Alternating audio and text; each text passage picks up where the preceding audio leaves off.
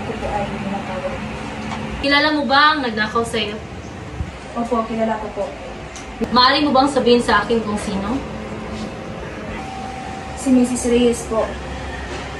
Kung gayon, ipatawag natin siya upang maayos natin ang iyong hindi pagkakaunawan. Opo, ganyan.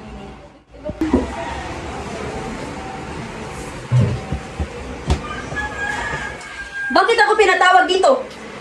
May reklamo po kasi laban sa iyo, Mrs. Anong reklamo na naman? Andito po sa atin ngayon si Ginang Santos upang ilahad ang kanyang saloobin. Siya po kasi ang nagpatawag sa iyo. Ikaw na naman, namimihasa ka na talaga. Magsiupo po muna kayo.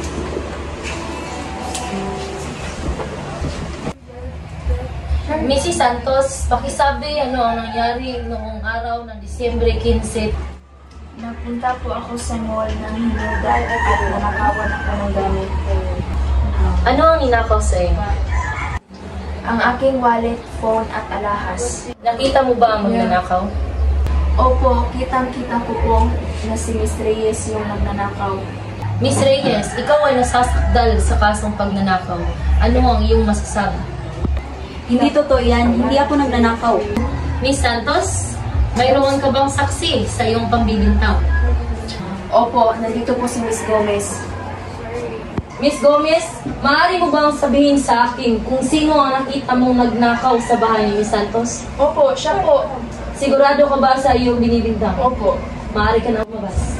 Miss Reyes, mayroon ka bang alibay ng mga araw na iyon sa panahong binibintangan ka na ikaw daw ay nagnakaw? Nasa bahay lang po ako nung araw na yun. Miss Santos, mayroon ka bang katibayan o ebidensya na nagpapatunay na siya nga talaga ang nagnakaw sa iyong bahay? Opo, narito po.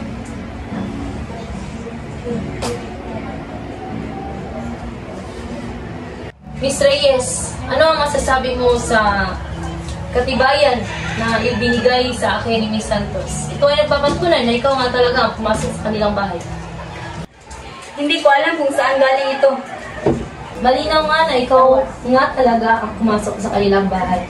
Mrs. Reyes, ikaw ay hinahatulan ko ng kasong pagnanakaw. Maraming salamat po, attorney. Wala ka naman.